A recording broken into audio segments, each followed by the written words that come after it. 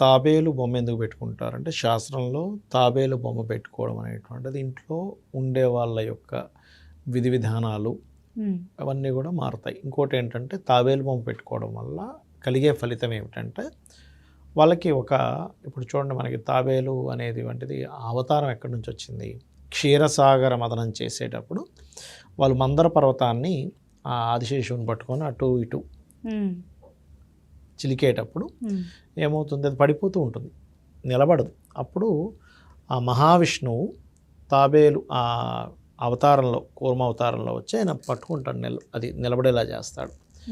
మనకి ఒక ఆధారం దొరికే, అంటే మనకి ఆధారం ఉంది ఏమి కాదని ఒక ధీమాన్ని ఇస్తుంది తాబేలు బొమ్మ ఇంట్లో ఉంటే కనుక. అది ఎలా పెడతారంటే ఈశాన్యంలో ఒక గిన్నె పెట్టి గిన్నెలో కొంత వాటర్ వేసి తాబేలు పెడతారు. దానికి రోజు నమస్కరించుకుంటారు, అంటే కూర్మావతారంగా భావించి పెడతారు. అయితే అది మీరు వాటర్ పెట్టినటువంటిది కాబట్టి ఈశాన్యంలో అయినా పెట్టుకోవచ్చు, తూర్పు మధ్య వరకు లేకపోతే ఇటు ఉత్తరం వరకు ఎక్కడైనా పెట్టవచ్చు దాన్ని. అయితే మనకి శాస్త్రంలో ఈశాన్య దేవతా గృహం చెప్పారు కాబట్టి దేవతా గృహాన్ని ఈశాన్యంలోనే కట్టుకోవాలి. ఎందుకు ఈశాన్యంలో కట్టుకోవాలంటే ఎక్కడైనా దేవుడు ఎక్కడైనా ఉన్నాడు కదా అంటే, ఇప్పుడు నేను మీకు పవరు ఇక్కడ ఈ బల్బులో ఉంది, అక్కడ ఉంది, ఇక్కడ ఉంది, కానీ ఛార్జింగ్ ఎక్కడ పెడతాం మనం? పాయింట్ దగ్గర తీసుకెళ్ళి ఛార్జింగ్ పెడతాం. ఏమంటే ఇక్కడ లైట్ ఉందండి, అక్కడ లైట్ ఉందండి, ఇక్కడ ఒక లైట్ ఉందండి, లైట్లు తీసుకెళ్ళి పెట్టంగా. ఇప్పుడు మొత్తం వెలుతురు ఉందండి అని చెప్పి వెలుతురు దగ్గర పెట్టం కదా, అవును కదా. అలా ఏంటంటే కొన్ని పాయింట్స్ చెప్పారు శాస్త్రంలో. ఈశాన్య దేవతా గృహం ఎందుకు చెప్పారంటే దితి అదితి అనేటువంటి పదాలు అక్కడ ఉంటాయి. దితి అదితి వాళ్ళు ఏంటంటే దేవతలకి తెల్లొకరు, రాక్షసులకి తెల్లొకరు.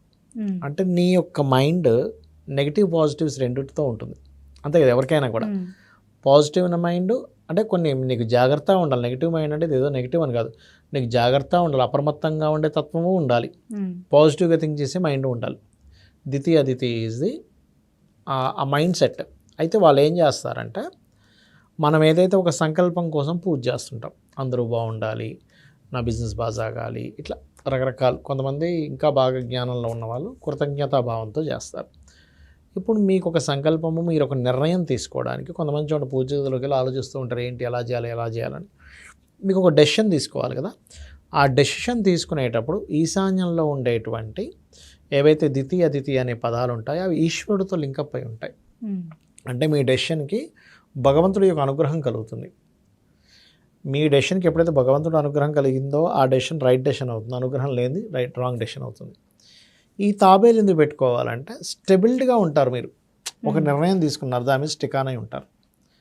అంటే మీరు చాలామంది చూడండి, అబ్బా సరిగ్గా ఉండడండి, ఒక స్టెబిలిటీగా ఉండడు, వేస్ట్ అండి అంటాం. కానీ స్టెబిలిటీ మైండెడ్ని స్టెబిల్ ఉన్నాడండి మనిషి, నిలబడ్డాడు అంటాం కదా. నిలబడేవాడు కావాలి మనకి, అంతే కదా. మన మైండ్ కూడా నిలబడాలి.